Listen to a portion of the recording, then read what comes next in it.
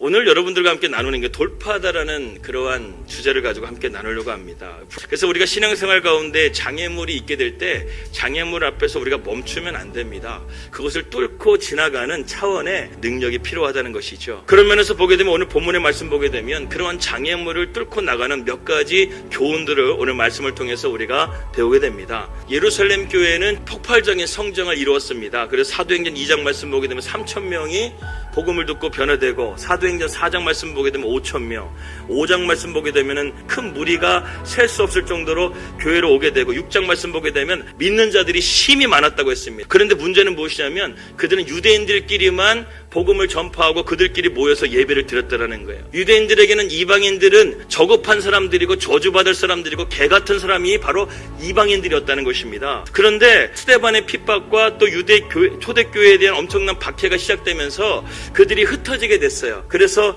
안디옥으로 가게 됐는데, 안디옥으로 가는 과정 가운데서 그들이 헬라인에게 복음을 전한 사건을 오늘 기록하고 있다는 것입니다. 세상을 세모로 바라보는 사람은 세모로만 바라보게 되고, 세상을 네모로만 바라보게 되는 사람들은 세상을 네모로만 바라보게 되고, 세상을 색안경으로 해서 빨간색으로, 예전에 우리가 그런 거 했지 않습니까? 그 종이에다가 빨간색을 하게 되고 세상을 보게 되면 다 빨갛게 되는 것처럼 우리의 생각의 틀이 잘못된 고정관념으로 박혀져 있게 되게 되면 우리는 하나님의 비전을 이룰 수도 없고 문제를 돌파해 나갈 수도 없게 된다는 것입니다. 이처럼 우리의 삶 가운데도요, 하나님께서 어떤 문제를 주심을 통해서 우리에게 하나님께서 무엇을 만들어 가시는, 우리를 고쳐 가시는 거예요. 잘못된 생각과 잘못된 방법으로 살아가는 것을 하나님께서 깨트리시는 거예요. 그래서 하나님의 방법과 하나님의 생각으로 우리를 맞춰가시는 그런 과정들이 바로 하나님 안에서 연단의 과정이요, 훈련의 과정 가운데 우리가 있다라는 것입니다. 저는 오늘 저와 여러분들에게도 이러한 고정관념이라든가 잘못된 것들이 있다고 한다면 하나님 나의 이런 것들을 하나님 깨트려 주시옵소서. 이것이 하나님과 나와의 관계를 막고 있는 장애물이라고 한다면, 내가 이것이 하나님 앞에 복을 받는데 장애물이 된다고 한다면 하나님 이 고정관념이나 내 생각의 틀을 깨트려 주시옵소서. 이러한 기도를 여러분들이 드릴 수 있는 저와 여러분들이 되시기를 주님의 이름으로 기도합니다. 문제를 돌파할 수 있는 두 번째 원리는 무엇이냐면 우리가 합당한 헌신이 있어야 됩니다. 사실 바나바의 이름은 요셉입니다. 구브로의 요셉이라고 불려지는데, 이 바나바가요 하도 이렇게 권면하고 위로하는 사람이라서 별명이 바나바가 위로자라는 뜻입니다. 목회라는 것은 무엇인가? 여러분, 성도들 달래주는 게 목회더라고요. 할렐루야. 교회 안에서 성도들을 바라보게 되면은요, 때로는 서운하기도 하고, 때로는 또 신앙적으로 낙심이 되는 사람들이 있으면 목회는요, 그런 사람들 격려해주는 거예요. 바나바가 이 안디옥 교회를 파송받아서 한 것은요, 위로하고 권면하는 거예요. 이 바나바가 목회를 너무 잘했는데요, 자기 혼자 이렇게 폭발적으로 성장하는 교회를 감당할 수가 없어서 이 바나바가 성령께서 기도하시는 가운데 다소에서 칩구하고 있었던 바울을 부르러 갑니다. 사실 바울은 다메섹 도상에서 예수님을 만난 다음에 바로 예루살렘 교회로 가지 않고 아라비아로가 3년 동안 광야에서 지내다가 나중에는 자기의 집이었던 다소로 가거든 10년 동안 있습니다. 어떤 학자들은 바울이 24년이라는 시간 동안에 무엇을 했느냐, 구약에 있는 성경을 통해서 예수 그리스도를 구속사적으로 해석하는 신학적인 정립을 이루는 시간이었다. 그래서 여러분, 바울의 복음만큼 확실한 게 없죠. 로마서의 복음만큼 확실한 게 없죠. 바울이 이러한 복음이 갑자기 주어진 것이 아니라 그가 13년이라는 시간 동안에 하나님 말씀을 부지런히 연구해가지고요, 그가 이러한 놀라운 하나님의 기독론이라는 이러한 복음을 완성할 수가 있었다는 것입니다. 그래서 로마서의 말씀 보게 되면 완벽한 복음의 말씀이 증거되고 있는 것이죠. 그래서 하나님께서는 바나바로 통해서 성령으로 다소로 가가지고 바울을 데려오게 한 다음에 그에게 복음을, 하나님의 말씀을 같이 양육하는 기간이 있었는데, 그들이 1년 동안 양육하는 가운데서 오늘 26절 말씀에 뭐라고 되어 있죠? 그들이 비로소 그리스도인이라 일컬음을 받았더라. 그리스도인이란 뜻은 내가 예수님을 닮아가는 것, 내가 작은 예수가 되는 것, 이것이 바로 그리스도인이란 뜻이에요. 교회를 다녔다고 해가지고 내가 그리스도인이라고 말하는 하는데, 그리고 제자 양육은 좀 더 심화반이라고 우리 생각하는데, 성경은 여러분 거꾸로 되어 있어요.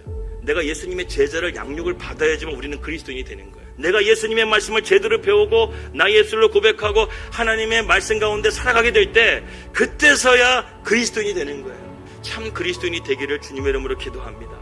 마지막 세 번째로는요, 주님의 손이 우리와 함께 될 줄 믿습니다. 여러분, 성경에 보게 되면요, 주님의 손에 대한 말씀이 상당히 많이 나오는 것을 보게 됩니다. 대표적으로 네 가지가 있는데요, 첫 번째로는 무엇이면 능력의 손이라는 것입니다. 이 능력의 손을 통해서 하나님께서는 홍해를 가르시죠. 그리고 하나님의 능력의 손으로 아말렉과의 전쟁 가운데서 하나님의 승리케 하시죠. 엘리야와 함께 하신 하나님께서 하나님의 능력의 손으로 하늘에서 불을 떨어뜨리고 하늘에서 비를 떨어뜨리게 하시는 그것은 엘리야가 위대해서가 아니라 여호와의 손이 이 엘리야와 함께 했기 때문에 그런 놀라운 역사가 나타나게 되는 줄 믿으시기 바랍니다. 그리고 여호와의 손은 어떤 손이냐? 우리를 보호해 주시는 손이라는 것이죠. 그리고 여호와의 손은 어떤 손이냐? 우리를 붙들어 주시는 손이라는 것입니다. 다윗이 자기의 체험적인 신앙을 이렇게 고백을 합니다. 여호와께서 사람의 걸음을 정하시고 그의 길을 기뻐하시나니 그는 넘어지나 아주 엎드러지지 아니함은 여호와께서 그의 손으로 그를 붙드심이로다. 할렐루야. 하나님의 손이 우리를 넘어지지 않도록 붙들어 준다는 거예요. 우리가 삶을 살아가는 가운데서 여러분 넘어질 수 있습니다. 엎드러질 수 있습니다. 그러나 하나님의 손이 보이지 않는 손이지만 우리를 붙들어 주시기 때문에 우리는 완전히 넘어지지 아니하고 나를 붙들어 주셔서 하나님께서 나를 일으켜 주시는 하나님의 권능이 우리 가운데 있음을 여러분 믿으시기를 바랍니다. 네 번째로는 여호와의 손은 어떤 손이냐? 은혜의 손입니다. 역대상 4장 10절 말씀 보게 되면 야베스라는 기록이 나오게 됩니다. 야베스가 이스라엘 하나님께 아뢰어 이르되 주께서 내게 복을 주시려거든 나의 지역을 넓히시고 주의 손으로 나를 도우사 나로 환난을 벗어나 내게 근심이 없게 하옵소서 했더니 하나님이 그가 구하는 것을 허락하셨다. 사실 야베스라는 이름 자체가 어떤 이름이죠? 고통이란 뜻입니다. 그는 어려움이 많았던 그런 인생을 살았던 것 같습니다. 그래서 그가 하나님 앞에 복을 달라고 기도합니다. 하나님 내게 은혜를 주세요. 내게 복을 주세요.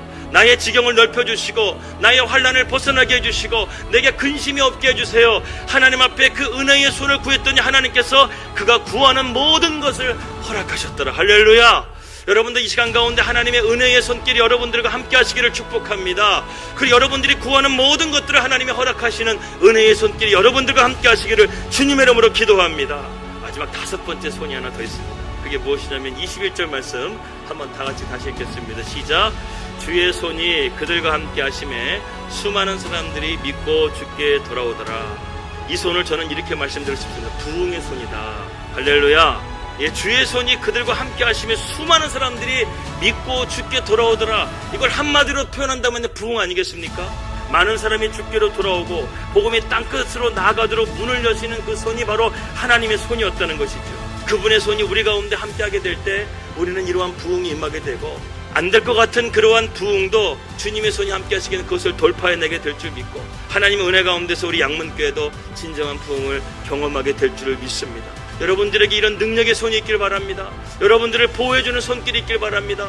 여러분들을 붙들어주는 손길이 있길 바랍니다. 은혜의 손길이 있길 바랍니다. 우리에게 부흥의 손길이 있기를 바랍니다. 사역을 하면서 답답할 때가 한두 번이에요. 제 자신을 바라보면서 답답하고 목표를 보면서 답답할 때가 있어요. 왜? 내 힘으로 하려고 하니까, 내 능력으로 하려고 하니까, 내 생각에 틀어서 하려고 하니까 답답하더라고요. 안 되더라고요. 그래서 어느 순간부터 하나님 앞에 성령을 구하는 기도를 시작합니다. 하나님의 성령이 오기만 하면 하나님께서 이러한 주님의 손길을 통해서 우리 교회뿐만 아니라 나 자신의 진정한 영적인 부흥이 이루어지게 될 텐데 그것을 자꾸만 내 생각과 내 방법으로 하려고 하니까 안 된다는 거예요. 여러분들의 삶의 문제도 마찬가지입니다. 이 주님의 손이 여러분들과 함께 해야 될 줄 믿습니다. 여러분들 우리가 구하면 주님은 주신다는 것이죠. 주님께서 십자가에 달려 죽으시고 부활과 승천하심을 통해서 우리에게 하나님의 성령을 우리 가운데 부어주셨습니다. 그렇기 때문에 그 성령이 지금 우리가 구하게 되면 우리 안에 오셔서 오순절의 놀라운 성령 역사와 같이 우리 가운데 하나님의 성령이 이루어지게 될 줄을 믿습니다.